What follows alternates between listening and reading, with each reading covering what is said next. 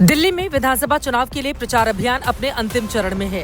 BJP, Congress और आम आदमी पार्टी जीत के लिए जी जान से जुटी हैं। लेकिन इन दलों के अलावा गठबंधन में चुनाव लड़ने वाले दल भी अपनी किस्मत आजमा रहे हैं। उनमें से एक पार्टी लोक जनशक्ति पार्टी रामविलास भी है, जो बीजेपी के साथ मिलकर देवली के महादंगल में उतरी है। रेडर की इलेक्शन राइड जब दिल्ली के देवली विधानसभा पहुंची, तो एलजेपीआर के कार्यकर्ता अपने नेता चिराग पासवान के साथ चुनाव प्रचार कर रहे थे। रेडर की इलेक्शन राइड में आप सभी दर्शकों का बहुत बहुत स्वागत है। मैं हूं चित्रा त्रिपाठी और इस वक्त चिराग पासवान जी, केंद्रीय मंत्री, हमारे साथ मौजूद हैं। मनोज तिवारी जी हमारे साथ मौजूद हैं। देवली विधानसभा क्षेत्र में अपने उम्मीदवार के पक्ष में प्रचार प्रसार करने के लिए आए हैं। 2008 में परिसीमन के बाद देवली सीट अस्तित्व में आई। देवली सीट पर अनुसूचित जाति के वोटर्स हार जीत तय करते हैं। सीट पर एससी के अलावा जाट और मुस्लिम मतदाता निर्णायक भूमिका में हैं। इन्हीं समीकरणों को देखते हुए आम आदमी पार्टी ने प्रेम कुमार चौहान, एनडीए की सहयोगी एलजेपीआर ने दीपक तंवर और कांग्रेस ने राजेश चौहान को मैदान में उतारा है। 3 उम्मीदवार नए हैं, लेकिन सवाल है कि आखिर यही सीट चिराग पासवान को क्यों दी गई? क्या यहाँ विजय का दीपक वो जला पाएंगे? आज तक कभी जीता नहीं है एनडीए, क्या खास होगा इस बार? यही खास होगा इस बार। जिस तरीके से इस बार दिल्ली की जनता ने पूरे प्रदेश भर में बदलाव का मन बना लिया। चित्रा जी, आप देखिए पिछले 10 सालों में हमारा देश कहां से कहां पहुंचा है प्रधानमंत्री आदरणीय नरेंद्र मोदी जी के नेतृत्व में, और वहीं इन्हीं पिछले 10 सालों में दिल्ली की सूरत आप देख लीजिए कैसे बद से बदहाल हुई है।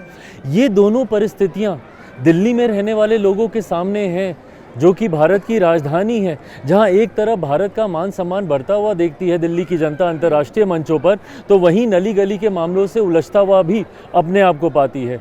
इसी सूरत को बदलने की सोच इस बार दिल्ली की जनता ने ठान ली है।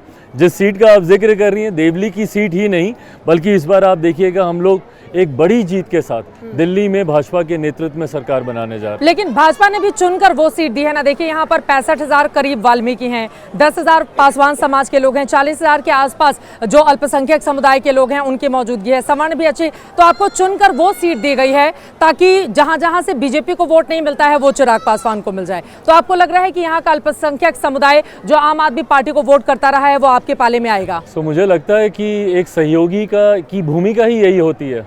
हम लोग को एक दूसरे को कॉम्प्लीमेंट करके चलना है, हैंड एंड ग्लव्स की तरह हम लोग को कार्य करके चलना है। जहाँ पर मैं उनकी ताकत बन सकता हूँ मैं ताकत बनूंगा, जहाँ पर वो मेरी ताकत बन सकते हैं वो मेरी ताकत बनेंगे। ऐसे में इसी सोच के साथ हम लोग गठबंधन के तहत चुनाव लड़ने उतरे। यहाँ की जनता के मुद्दे कूड़ा, गंदगी, सीवर ब्लॉकेज, पार्किंग और अतिक्रमण हैं। फिर भी आम आदमी पार्टी 2013 से अब तक इस सीट पर काबिज है। ऐसे में सवाल है कि आपको रोकने के लिए चिराग पासवान के पास कौन कौन से सियासी मुद्दे हैं? कौन कौन से मुद्दे हैं जिसको लेकर देवली में आप पूरा दांव लगा रहे हैं? देखिए, सबसे पहला मुद्दा तो जो झूठे वादे करके पिछले 10 सालों से इन लोगों ने दिल्ली की जनता को, पूर्व मुख्यमंत्री केजरीवाल जी के नेतृत्व वाली सरकार ने जिस तरीके से सिर्फ झूठ बोला, बड़े बड़े दावे वादे करके आई थी, ये वही दावे वादों में ये उलझ के रह गए। इन लोगों ने पिछले 10 सालों में घोटाले करने के अलावा किया क्या? बस का घोटाला किया, क्लिनिक का घोटाला किया, शराब का घोटाला किया। लिस्ट लेकर घूमते थे ये रामलीला के मैदान में कि ये नेता भ्रष्ट हैं, वो नेता भ्रष्ट हैं। तमाम वो बातें ये खुद करने पर आ गए। आज की तारीख में कोई इनके पास आप चले जाइए, इन लोगों ने पिछले 5 साल आप उठा के देख लीजिए, हर चीज़ पर प्रेस कॉन्फ्रेंस की, झूठे आरोप लगाए और भाग गए। आपने किया क्या झूठे आरोप लगाने के अलावा? आप बार बार कहते हैं कि भाई एलजी साथ नहीं देता, केंद्र की सरकार नहीं देती, तो माइट एज वेल इस बार दिल्ली की जनता उस सरकार को चुने ना जिसका साथ केंद्र की सरकार दे।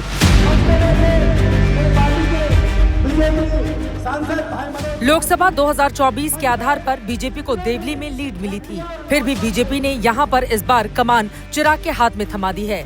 चिराग ने दीपक तंवर पर दांव लगाया है और यमुना के पानी को लेकर इतना बवाल चल रहा है। अब वो कहने, देखिए 26 जनवरी को उसका पीपीएम लेवल क्या था, अभी हमारे इतना हल्ला मचाने से, हमारे कहने से अब उसका पीपीएम लेवल डाउन हुआ है। यमुना के पानी में जहर मिला रही है बीजेपी, ये आरोप उनके हैं। ध्यान भटकाने का जो प्रयास इनके द्वारा किया जा रहा है, सफाई का वादा कर ये लोग सरकार में आए थे, क्या हुआ उस वादे का? आज हर मन से माफ़ी मांगते नहीं फिर रहे। तो आप मुझे बताइए ना, जो अपने पिछले 3 वादे जिसपे इन्होंने हर मंच पर, इंक्लूडिंग आई थिंक आपके मंच पर भी ज़रूर ये कहा होगा कि अगर मैं इन वादों को पूरा नहीं कर पाया तो अगली बार मुझे वोट मत देना। आप मुझे बताइए कि क्यों दिल्ली की जनता इस बार विश्वास करेगी? आप एक एक करके आपने 5 साल करके आपने दिल्ली की जनता के 12-13 साल बर्बाद कर दिए हैं 2013 से लेकर अभी तक। क्यों दिल्ली की जनता आपको झूठे वादे करने के लिए और 5 साल देगी? जहां देश कहां से कहां पहुंच रहा है वहां दिल्ली पिछड़ती जा रही है। क्यों दिल्ली की जनता 5 साल और दांव पर लगाएगी आपके झूठे वादों के लिए? देखिए, जब रामविलास पासवान जी थे उस समय भी आप लोगों ने दिल्ली में दांव खेला था, अपने उम्मीदवार उतारे थे, जीत नहीं मिली थी।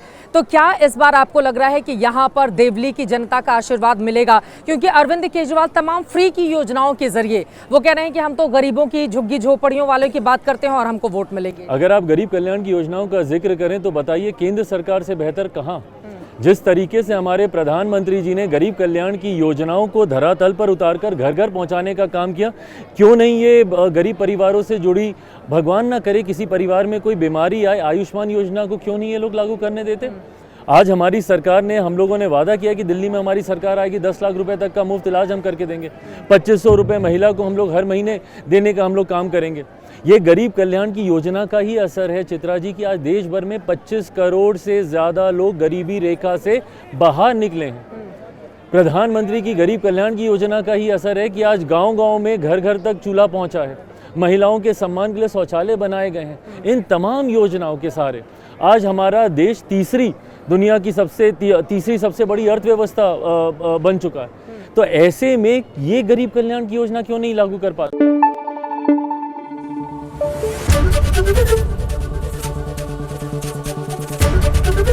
एबीपी न्यूज आपको रखे आगे।